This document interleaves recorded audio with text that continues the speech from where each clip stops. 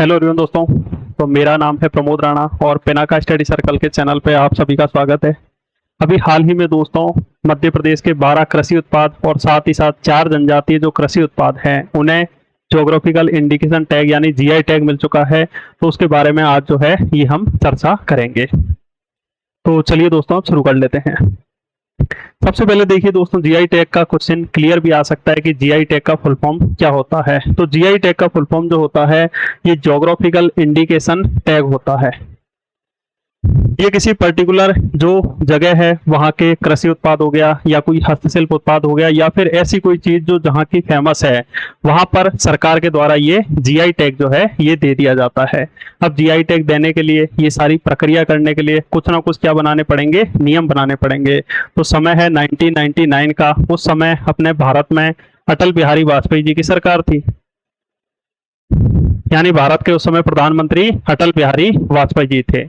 अटल बिहारी वाजपेयी जी के समय में एक एक्ट लाया गया जिसका नाम क्या था, जिसका नाम था भौगोलिक संकेतक के पंजीकरण को माल के भौगोलिक संकेतक पंजीकरण और संरक्षण अधिनियम 1999 जो है ये पारित किया गया था। यानी एक्ट मतलब समझते हो, संसद जो है, लोकसभा, राज्यसभा और राष्ट्रपति, इन तीनों से मिलकर क्या बनती है, संसद बनती है। कोई भी यदि हमें बिल लाना है संसद में तो उसको 50% प्लस वन यानी सामान्य बहुमत से यदि हम पास कराएंगे तो वो क्या बन जाएगा, एक्ट बन जाएगा। संविधान में संशोधन करना है तो उसकी एक अलग प्रक्रिया होती है। सामान्य तरीके से यदि हमें कोई बिल पास कराना है तो 50% प्लस वन यानी सामान्य बहुमत से हम बिल पास करा सकते हैं। तो 1999 में ये एक क्या आया था, एक्ट आया था। और ये प्रभाव में कब आ गया था, ये प्रभाव में सितंबर 2003 को आ गया था। और इसका विनियमन भौगोलिक पंजीयक जो रजिस्ट्रार है इसके द्वारा पूरा इसका क्या किया जाता है, देखरेख की जाती है। जिसका मुख्यालय कहाँ पर हो जाएगा, इसका मुख्यालय जो है तमिलनाडु के चेन्नई में हो जाएगा। अब ये जो भौगोलिक संकेतक होता है, जीआई टैग जो होता है, ये 10 साल के लिए मिलता है। 10 साल के लिए मिलता है। इसका मतलब क्या है, इसका मतलब यह है जैसे मान लीजिए अपने मध्य प्रदेश के अशोकनगर में जो चंदेरी की साड़ी है, इस चंदेरी की साड़ी को 2005 में जीआई टैग मिला था। मध्य प्रदेश की सबसे पहली वस्तु जिसे जीआई टैग मिला कब मिला था, 2005 में जीआई टैग मिला। तो 2015 तक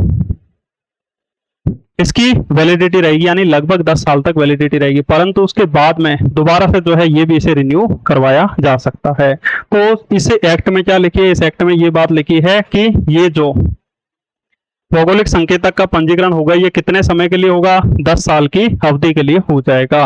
और 10 साल की अवधि के लिए होगा और उसके बाद उसको रिन्यू भी कराया जा सकता है, यानी बढ़ाया जा सकता है। ठीक है, अब चलिए आगे बढ़िए। अब ये लिखा है कि जीआई टैग जो है किन किन चीजों से रिलेटेड मिल सकता है, इसके लिए क्या क्या चीजें हैं। तो जीआई टैग जो है कृषि से रिलेटेड, कोई प्राकृतिक या एक निर्मित उत्पाद की गुणवत्ता और विशिष्टता का आश्वासन देता है जो एक विशिष्ट भौगोलिक क्षेत्र से उत्पन्न होता है। जैसे अपने मध्य प्रदेश के खरगोन की मिर्ची फेमस है, धार का बाघ प्रिंट जो है वो फेमस है, धार का बाघ प्रिंट फेमस हो जाएगा। कड़कनाथ का जो मुर्गा है ये फेमस है, रतलामी सेव जो है ये फेमस है, मुरैना की जो गजक है ये फेमस है, रीवा का जो सुंदर जा प्रजाति का आम है ये फेमस है, अलीराजपुर के कट्ठीवाड़ा का जो नूरजा प्रजाति का आम है ये फेमस है। तो ये पर्टिकुलर उस जगह का जो उत्पाद है वो फेमस है और सरकार जो है इसे क्या दे देती है, जीआई टैग दे देती है।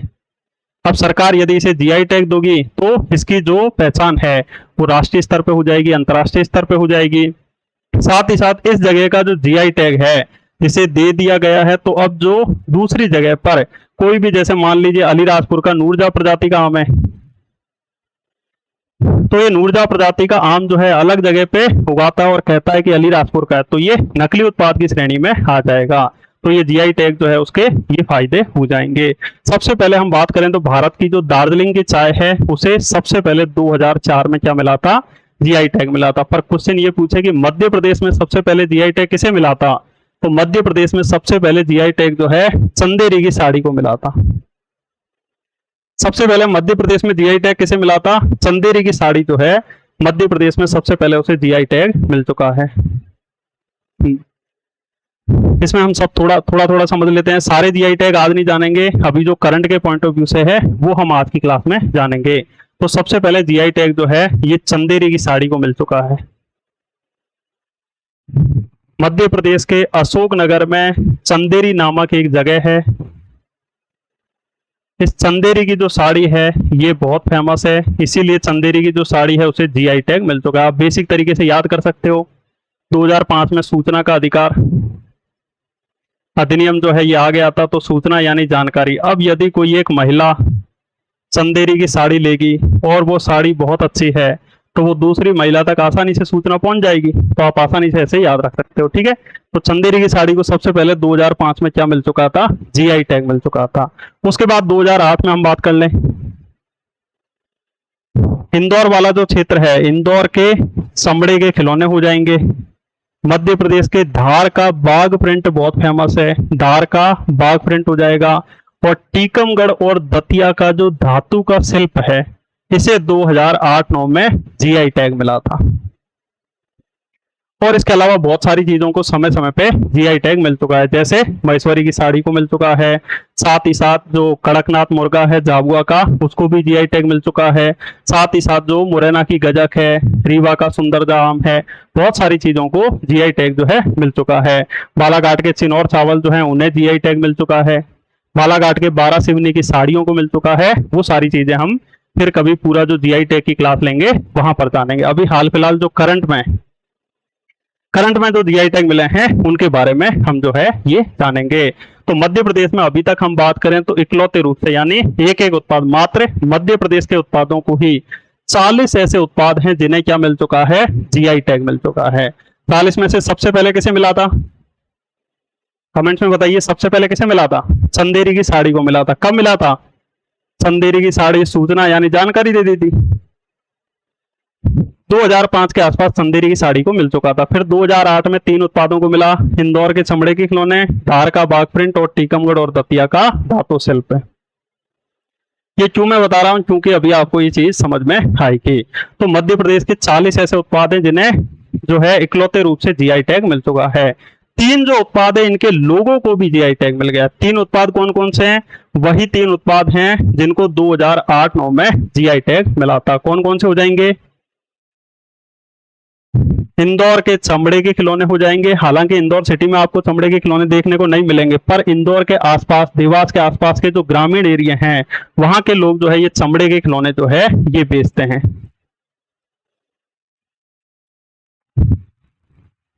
धार के बाघ नामक जगह पे आपने जरूर सुना होगा, बाघ की गुफाएं भी है। तो धार का जो बाघ नामक जगह है, धार के बाघ में एक बाघ प्रिंट चलता है जो कपड़ों पर छापा जाता है, उसको भी जीआई टैग मिला और उसके लोगों को भी जीआई टैग मिल चुका है। इसके अलावा टीकमगढ़ प्लस जो दतिया है, टीकमगढ़ और दतिया का जो धातु शिल्प है उसे भी क्या मिल चुका है? जीआई टैग मिल चुका है। तो 8 से अपन याद रख सकते हैं, 8 यानी ठाठ। ठाठ से तो इंदौर के चमड़े के खिलौने, धार का बाघ प्रिंट और टीकमगढ़ और दतिया का धातु शिल्प हो जाएगा। इन तीनों के लोगों को भी जीआई टैग मिल चुका है। तो इकलौते रूप से वर्तमान तक कितने उत्पादों को मिल गया? 40 उत्पादों को। 3 उत्पादों के लोगों को मिल गया। ऐसे कौन कौन से उत्पाद है जिनके लोगों को जीआई टैग मिला? तो आपको याद रखना है, इंदौर के चमड़े के खिलौने, धार का बाघ प्रिंट और टीकमगढ़ और दतिया का धातु शिल्प हो जाएगा। अब 3 ऐसे उत्पाद हैं, इसमें मध्य प्रदेश भी है और अदर दूसरा राज्य भी है, इन दोनों को मिला के जीआई टैग दिया गया है। जैसे मध्य प्रदेश और महाराष्ट्र के जो नागपुरी संतरे हैं इनको जीआई टैग मिला। अपने मध्य प्रदेश का जो छिंदवाड़ा वाला एरिया है, पांडुर्णा वाला एरिया है, इनको जो है जीआई टैग साथ में मिल चुका है। ठीक है, तो मध्य प्रदेश और महाराष्ट्र के जो नागपुरी संतरे हैं उन्हें जीआई टैग मिल चुका है। मध्य प्रदेश और उत्तर प्रदेश का जो महोबा देसावरी पान है उसे जीआई टैग मिल चुका है। और मध्य प्रदेश और उत्तर प्रदेश का जो काठिया गेहूं है उसे जीआई टैग मिल चुका है। ठीक है, तो आपको याद रखना है 3 ऐसे उत्पाद है जिन्हें संयुक्त रूप से जीआई टैग मिला। कौन कौन से? मध्य प्रदेश और महाराष्ट्र का नागपुरी संतरा, और मध्य प्रदेश और उत्तर प्रदेश का महोबा देसावरी पान और काठिया गेहूं हो जाएगा। ठीक है, 3 उत्पादों को क्या मिल चुका है? 3 उत्पादों के लोगों को जीआई टैग मिल चुका है। इंदौर के चमड़े के खिलौने, धार का बाघ प्रिंट और टीकमगढ़ और दतिया का धातु शिल्प। सबसे पहले जीआई टैग किसे मिला? चंदेरी की साड़ी को कब मिला? 2005 में। मध्य प्रदेश में सबसे पहले मिला है। भारत में पूछे तो दार्जिलिंग चाय आपको ध्यान रखना है। एक्ट कब आया था? 1999 में आया था। उस समय प्रधानमंत्री कौन थे? अटल बिहारी वाजपेयी। जब अपना मध्य प्रदेश से छत्तीसगढ़ अलग हुआ था तो उस समय भी तो अटल बिहारी वाजपेयी थे। 2000 में तो उससे सोच लो पहले। 1999 में कौन होंगे? अटल बिहारी वाजपेयी जी हो जाएंगे। ठीक है, तो ये 40 उत्पाद हो गए। अब हम जान लेते हैं अभी हाल ही में जो 12 कृषि उत्पाद और साथ ही साथ 4 जो जनजातीय कृषि उत्पाद है उनमें किस किस को जीआई टैग मिला। इससे पहले मैं आपको बताना चाहूंगा कि मध्य प्रदेश का जो मैप है वो सभी को याद होना चाहिए। यदि मैं बोल रहा हूं इंदौर के चमड़े के खिलौने, तो इंदौर यहाँ पे विजुअलाइजेशन होना चाहिए, धार यहाँ देखना चाहिए। ठीक है, अलीराजपुर, बड़वानी, खरगोन, बुरहानपुर, खंडवा, बैतूल, पांडुर्णा, छिंदवाड़ा, सिवनी, बालाघाट, ये सारे जिले जो है आपको याद होने चाहिए। यदि याद नहीं है तो कमेंट्स के माध्यम से बताइए, इसकी कोई क्लास लेके आई जाएगी। ठीक है। हाँ, अब आइए मध्य प्रदेश के जो 12 कृषि उत्पाद है जिसे हाल ही में दोस्तों क्या मिला है? जीआई टैग मिला है। और अपना मध्य प्रदेश ऐसा राज्य हो गया जिससे एक साथ जो 12 उद्यानिकी फसलें हैं इन्हें क्या मिला है? जीआई टैग मिला है। जैसा कि आप सभी को पता होगा, पता तो नहीं होगा, अपना मध्य प्रदेश जो है इसमें 2011 की जनगणना के अनुसार 72% जनसंख्या जो है वो कहां पर रहती है? ग्रामीण एरियो में रहती है। और साथ ही साथ मध्य प्रदेश की अर्थव्यवस्था जो है वो भी कृषि प्रधान अर्थव्यवस्था है, यानी ज्यादातर जनसंख्या जो है किस पर निर्भर है? कृषि पर निर्भर है। अब मध्य प्रदेश की जो कृषि से रिलेटेड जो उद्यानिकी फसलें हैं इन्हें यदि जीआई टैग मिलता है तो यहाँ के व्यापारी, यहाँ के किसान और यहाँ के जो लोग हैं वो क्या होंगे? आर्थिक रूप से मजबूत होंगे। वो मजबूत होंगे तो मध्य प्रदेश तो है मजबूत होगा। तो ये जो 12 नए कृषि उत्पादों को जीआई टैग मिला है ये मध्य प्रदेश की अर्थव्यवस्था में भी महत्वपूर्ण योगदान जो है ये निभाएगा। ठीक है। तो देश में पहली बार किसी एक राज्य को एक साथ इतनी बड़ी संख्या में जो उद्यानिकी फसलें हैं इनके लिए जीआई टैग मिला है। और अपने मुख्यमंत्री मोहन यादव जी का विजन है क्या? कि किसानों की आय को दुगना करना। अब वर्तमान जो उद्यानिकी क्षेत्र है ये 28 लाख हेक्टेयर क्षेत्र पे होता है, जिसमें जो अपने मोहन यादव जी जो हैं इन्होंने लक्ष्य किया है कि हम 2030 तक 30 लाख हेक्टेयर पर उद्यानिकी फसलें जो है ये उगाएंगे।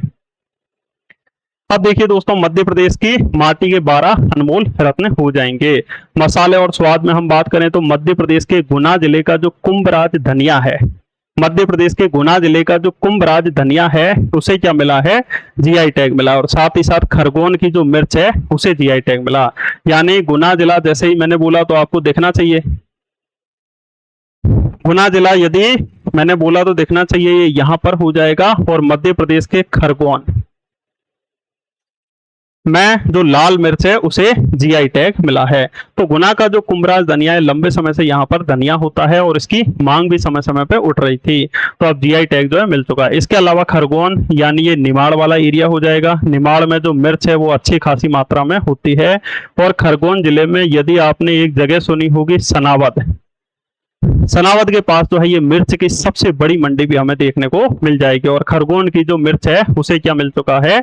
जीआई टैग मिल चुका है। क्या मिल चुका है? खरगोन। तो आप विजुअल भी कर सकते हो, खरगोन से सोच लीजिए खरगोश, खरगोश जो है लाल मिर्च खाता है तो खरगोन की लाल मिर्च को जीआई टैग मिल गया और गुना के धनिया को।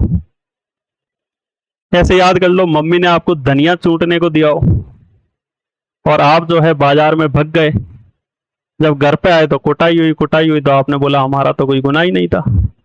ठीक है, तो गुना के कुंभराज धनिया और खरगोन की जो लाल मिर्च है उसे जीआई टैग मिल चुका है। ठीक है, अब उसके बाद देखिए दोस्तों, अलीराजपुर के कट्ठीवाड़ा का एक नूरजहां प्रजाति का आम है।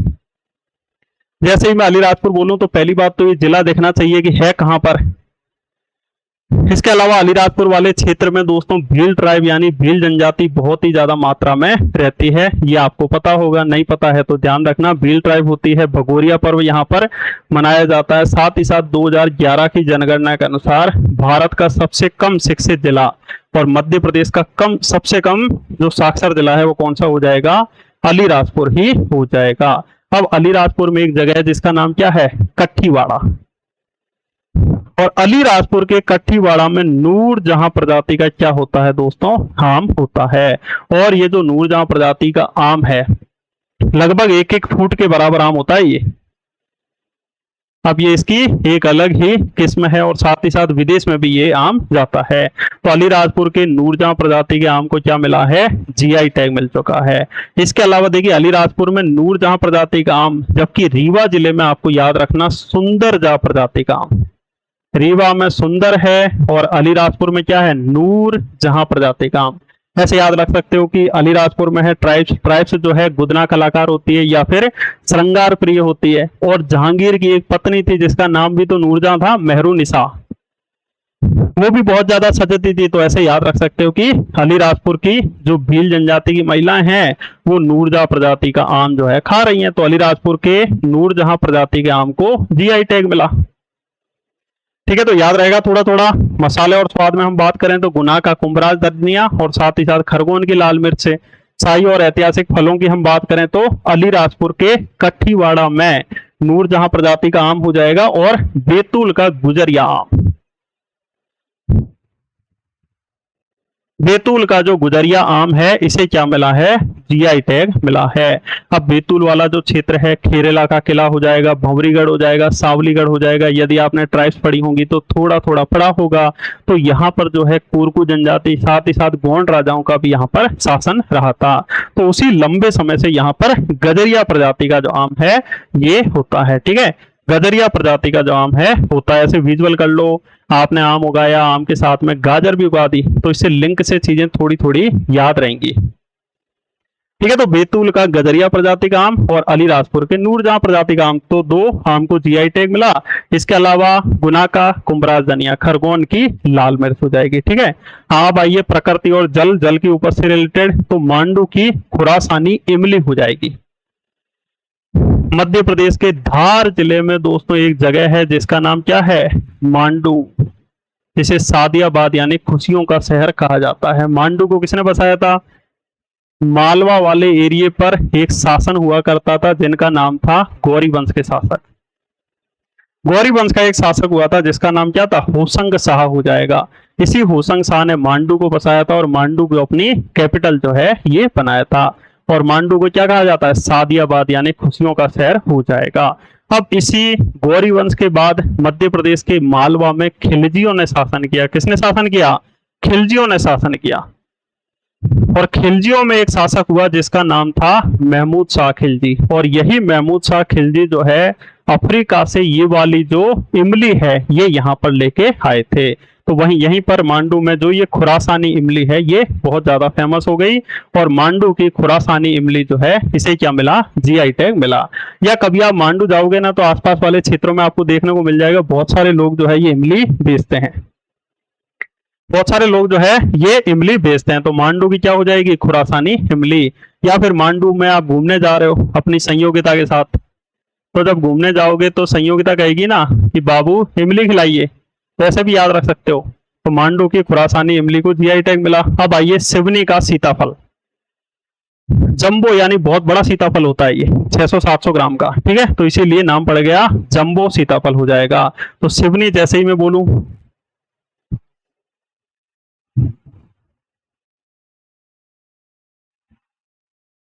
सिवनी जैसे ही मैं बोलूं तो आपको ध्यान रखना है, देखना चाहिए मध्य प्रदेश के मैप में आखिरकार ये सिवनी जिला है कहां।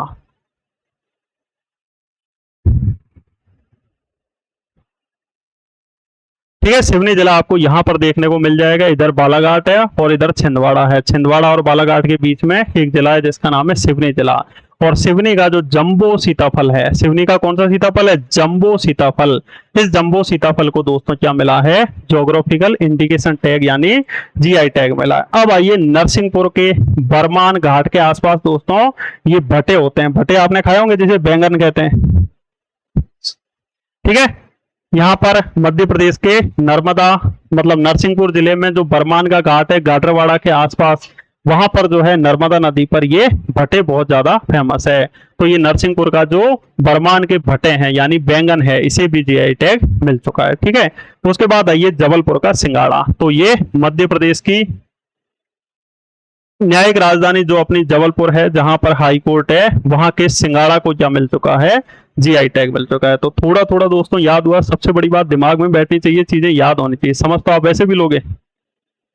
तो गुना का कौन सा है, कुम्भराज धनिया। खरगोन की कौन सी है, लाल मिर्च हो जाएगी।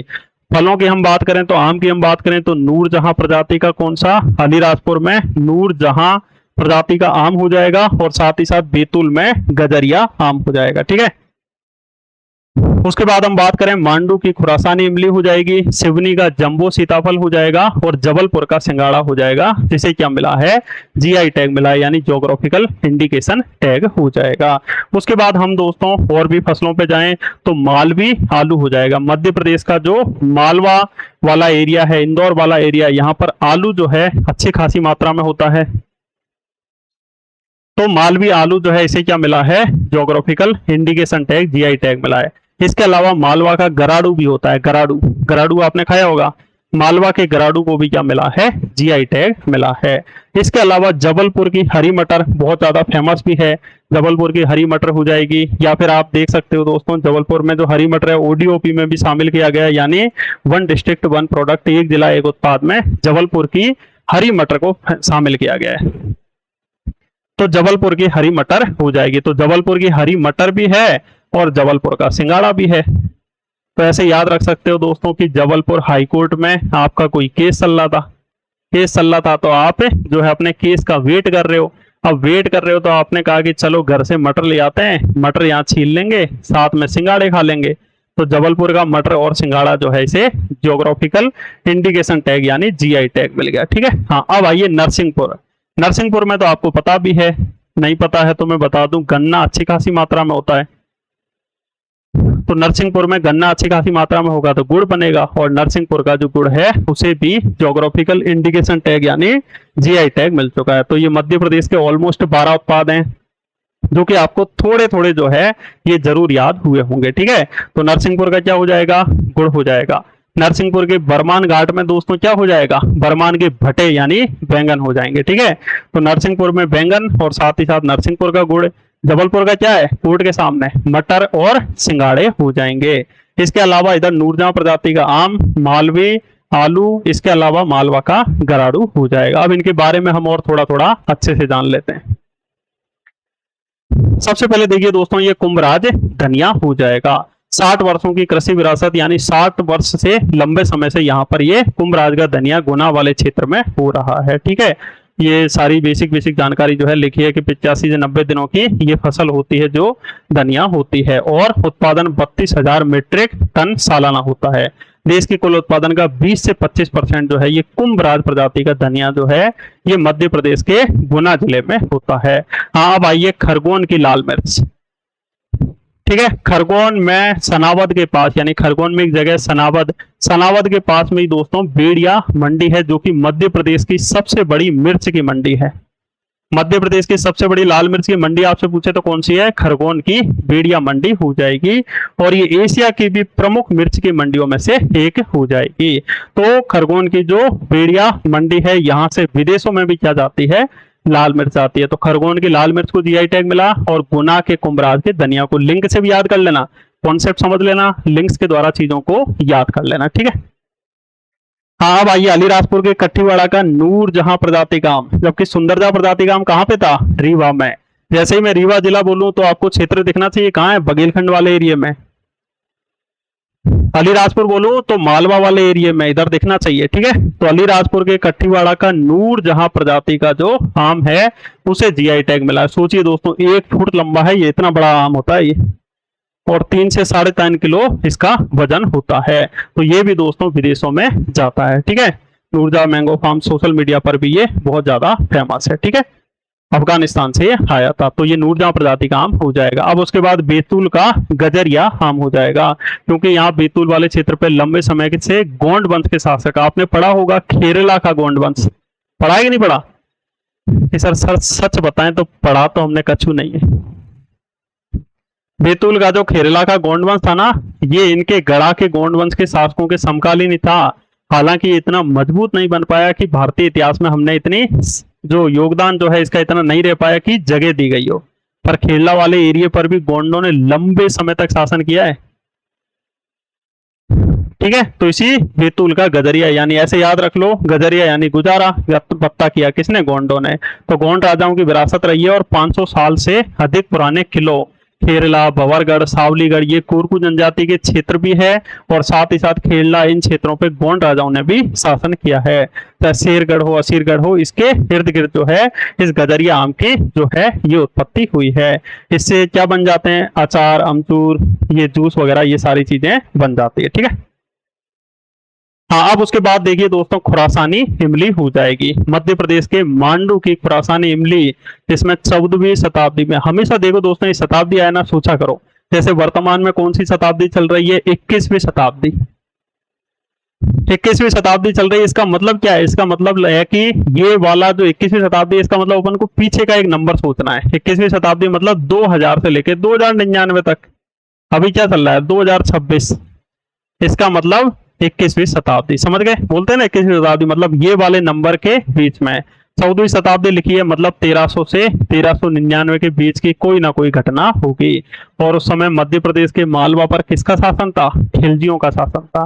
तो आप कहोगे सर केंद्रीय शक्ति कौन थी, केंद्रीय शक्ति थी दिल्ली सल्तनत में। गुलाम खिलजी तुगलक के बाद जो सैयद वंश के शासक रहे थे वो थे, यानी सैयद कमजोर थे, तभी तो मालवा स्वतंत्र हुआ था, तभी तो निमाड़ स्वतंत्र हुआ था। ठीक है, तो सैयद वंश के शासकों का शासन था दिल्ली सल्तनत में, मालवा वाले एरिया पर खिलजियों का शासन था। खिलजी वंश का शासक कौन था, महमूद शाह खिलजी हो जाएगा। वो अफ्रीका से, दोस्तों ये याद रखना, अफ्रीका का जो बाओबाब पेड़ जो है जिसमें जड़ें ऊपर तना नीचे जैसा प्रतीत होता है, पत्तियां केवल वर्षा ऋतु में होती है, और यही जो बाओबाब लाया गया और यही क्या बन गई, इमली बन गई थी। तो जो महमूद शाह खिलजी द्वारा मांडव लाया गया था, और यही फेमस हो गई दोस्तों खुरासानी इमली या मांडवी इमली के नाम से। ठीक है, तो ये मांडू की जो खुरासानी इमली है ये, इसको जीआई टैग मिला। हाँ भाई, ये सिवनी का जंबो सीताफल 665 हेक्टेयर क्षेत्र में 6500 मीट्रिक टन से अधिक उपज होता है, यानी बड़ा आकार होने के कारण इसका नाम क्या पड़ गया, जंबो। जंबो सीताफल 600 से 700 ग्राम का हो जाएगा। ठीक है, हाँ इसके अलावा नर्मदा की बलुई मिट्टी का जादू है, बरमान भट्टे हो जाएंगे, क्योंकि नर्मदा नदी के आसपास जी की जो बलुई मिट्टी है, साथ ही साथ यहाँ पर जो तापमान है वो भी कम है। तो जो बरमान घाट के आसपास के जो भट्टे हैं, यानी जो बैंगन है, वो बहुत ही ज्यादा फेमस है। तो इन बैंगन को भी दोस्तों क्या मिला, जीआई टैग मिला है। ठीक है, तो नरसिंहपुर के बरमान घाट के बैंगन, गुना का क्या था, कुम्भराज धनिया, खरगोन की लाल मिर्च हो जाएगी। खुरासानी इमली कहाँ की थी, मांडू, अपनी संयोगिता के साथ इमली खिलाई थी। ठीक है, ये ध्यान रखना। हाँ उसके बाद देखिए दोस्तों जबलपुर का ये सिंगाड़ा हमें देखने को मिल जाएगा। तो ये मई जून छोटे पोखर या जलाशय में बीज की बुआई की जाती है, फिर पौधे का बेल में विकास होता है और बड़े तालाब में, मतलब ये पूरी प्रक्रिया बता दी है कि किस तरह दोस्तों जो ये सिंगाड़ा होता है। तो जबलपुर के सिंगाड़े को दोस्तों क्या मिला है, जीआई टैग हो जाएगा। ठीक है, हाँ इसके अलावा दोस्तों नरसिंहपुर का जो गुड़ है उसे भी जीआई टैग मिल चुका है। ये पूरी प्रक्रिया बता दी है कि किस तरह क्या है। नरसिंहपुर में 75,000 हेक्टेयर में गन्ने की खेती होती है। राज्य के कुल गन्ना क्षेत्र का 65% कहाँ होता है, मात्र नरसिंहपुर में। सबसे ज्यादा गन्ने का उत्पादन मध्य प्रदेश के नरसिंहपुर में ही होता है, ये ध्यान रखना। और मध्य प्रदेश का भारत के गुड़ उत्पादन में लगभग 6% योगदान हमें देखने को मिल जाएगा। तो नरसिंहपुर के गुड़ जो है उसे भी ज्योग्राफिकल इंडिकेशन टैग यानी जीआई टैग जो है ये मिल चुका है। ठीक है, अब उसके बाद देखिए मालवी आलू, मध्य प्रदेश के मालवा इंदौर वाले क्षेत्र में जो है आलू अच्छी खासी मात्रा में होता है। तो अंतरराष्ट्रीय मानक से ये है और उच्च रोग प्रतिरोधकता वाला ये आलू है। और मध्य प्रदेश भारत का, ये बहुत ही महत्वपूर्ण तथ्य आपको ध्यान रखना है कि मध्य प्रदेश जो है ये भारत का 5वां सबसे बड़ा आलू उत्पादक राज्य हो जाएगा। यानी मध्य प्रदेश जो है भारत का सबसे बड़ा 5वां सबसे बड़ा आलू उत्पादक, यानी ये आपको महत्वपूर्ण तथ्य ध्यान रखना है। और मालवा क्षेत्र का सर्वाधिक योगदान मालवी आलू में है। जबलपुर की हरी मटर फेमस है, ओडीओपी में भी ये शामिल था। और साथ ही साथ अब इसे जबलपुर की हरी मटर को जीआई टैग मिल चुका है। जबलपुर की कौन सी दो चीजों को मिला, एक तो हरी मटर हो जाएगी, पहले और भी मिल चुका है, मैं अभी का बता रहा हूं। तो जबलपुर की एक तो हरी मटर को जीआई टैग मिल गया, साथ ही साथ जबलपुर के सिंगाड़े को मिल गया। नरसिंहपुर की कौन सी दो चीजों को मिला, एक तो नरसिंहपुर के बरमान भट्टे और दूसरा नरसिंहपुर का गुड़ हो जाएगा। ठीक है, हाँ अब आइए मालवा का गराड़ू, शकरकंद जैसा दिखता है, आलू जैसी सब्जी बनती है, आपने कभी ना कभी खाया होगा। ठीक है, तो मालवा क्षेत्र की उत्पत्ति हो जाएगा और सर्दियों की प्रमुख मिठाई और पारंपरिक व्यंजनों का मुख्य आधार है ये गराड़ू हो जाएगा। तो मालवा का गराड़ू और मालवी आलू, जबलपुर का हरी मटर और सिंगाड़ा, नरसिंहपुर का गुड़ और नरसिंहपुर के बरमान घाट में क्या तो लगे थे, भटे। ठीक है, तो इन सारी चीजों को क्या मिल चुका है, जीआई टैग जो है ये मिल चुका है। क्या मिल चुका है, जीआई टैग मिल चुका है। एक बार थोड़ा पढ़ लीजिए। गुना का कौन सा हो जाएगा, कुम्भराज धनिया, बैतूल का गदरिया आम, खरगोन की लाल मिर्च, मांडू की खुरासानी इमली, सिवनी का जम्बो सीताफल, मालवा का मालवी आलू, जबलपुर का हरी मटर, मालवा का गराड़ू, नरसिंहपुर के बरमान गट्टे और गुड़, जबलपुर का सिंगाड़ा और अलीराजपुर का नूरजहां प्रजाति का आम जो है हो जाएगा, जिसे जीआई टैग जो है ये मिल चुका है। ठीक है, अब आप मध्य प्रदेश का मैप बना सकते हो और मैप बना के खुद ही अपनी तरफ से लिखने का प्रयास कीजिए। शुरुआत से यदि मैप में आपको जिले याद है, आसानी से बता पाओगे। जैसे नूरजहां प्रजाति के आम को जीआई टैग जो है ये मिल चुका है, खरगोन की मिर्च को जीआई टैग मिल चुका है, गुना के कुम्भराज धनिया को जीआई टैग मिल चुका है। ठीक है, मांडू की खुरासानी इमली को जीआई टैग मिल गया, मालवा का मालवी आलू को जीआई टैग मिल गया और मालवा के गराड़ू को जीआई टैग जो है ये मिल चुका है। ठीक है, 1 2 3 4 5 6 हो गए। फिर जबलपुर का देखिए दोस्तों, जबलपुर का क्या हो जाएगा, हरी मटर हो जाएगा और जबलपुर का सिंगाड़ा हो जाएगा। नरसिंहपुर का क्या हो जाएगा, गुड़ हो जाएगा और साथ ही साथ नरसिंहपुर का दोस्तों आपको क्या देखने को मिलेगा, नरसिंहपुर का जो है बरमानी भटे हो जाएगा। इसके अलावा सीताफल कहाँ का है, जम्बो सीताफल सिवनी, सिवनी शिव भगवान के यहाँ सीताफल चढ़ाने हम गए, छिंदवाड़ा और बालाघाट के बीच में है सिवनी, तो सिवनी के सीताफल को भी जीआई टैग मिल गया। और कौन सा रह गया, ठीक है, खरगोन की लाल मिर्च, गदरिया, हाँ बैतूल का गदरिया आम हो जाएगा, तो इनको जीआई टैग मिला। इसके अलावा आपको याद रखना है दोस्तों कि जो जनजातीय कृषि है, 4 जनजातीय कृषि को भी जीआई टैग मिल चुका है। कौन कौन सी, तो देखिए दोस्तों, मध्य प्रदेश के डिंडोरी के आसपास की जो सीताही और नागदमन कुटकी है उसे जीआई टैग मिल गया। सबसे पहले तो आप सोचिए कि डिंडोरी जिला है कहाँ पे, तो डिंडोरी जिला हम देखेंगे इधर हमें देखने को मिलेगा इस क्षेत्र में, और इस क्षेत्र में तो हमें पता है कि बेगा और गोंड जनजाति रहती है। बेगा और गोंड ट्राइब यानी बेगा और गोंड जनजाति जो है ये रहती हैं। अब ये कुटकी का प्रयोग करती हैं। तो अब डिंडोरी की दोस्तों कौन कौन सी कुटकी को जीआई टैग मिला, तो डिंडोरी की सिताही कुटकी और नागदमन कुटकी हो जाएंगी। तो डिंडोरी के मिलेट्स में हम बात करें तो सिताही और नागदमन कुटकी जो है इनको जीआई टैग मिल चुका है। ठीक है, कुटकी एक पौष्टिक छोटा अनाज होता है जो कि आपको बेसिक पता ही होगा, और बेगा और गोंड जनजातियों का ये मुख्य आधार होता है। अब जैसे याद रखना, जो मोटा अनाज होता है इनका नाम है मोटा, पर ये कम वर्षा वाले क्षेत्रों में होते हैं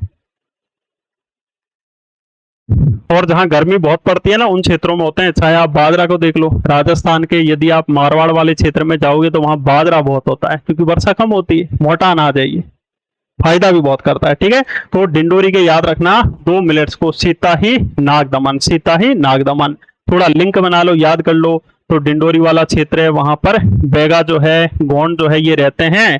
तो एकदम से दोस्तों वो विजुअल कर लो कि सीता माता के पास बैठे थे, इतने में एक नाग आ गया, उस नाग का दमन किया और साथ में कुटकी खाई सीता माता। तो डिंडोरी के कौन सा हो जाएगा, बोलते रहिए, सिताही और नागदमन कुटकी। तो डिंडोरी की सिताही और नागदमन कुटकी को क्या मिला, जीआई टैग मिल चुका है। ये जो मोटा अनाज होता है ना दोस्तों, इसमें फाइबर एंटीऑक्सीडेंट जो है ये बहुत ज्यादा मात्रा में होता है, इसलिए बहुत फायदा करता है।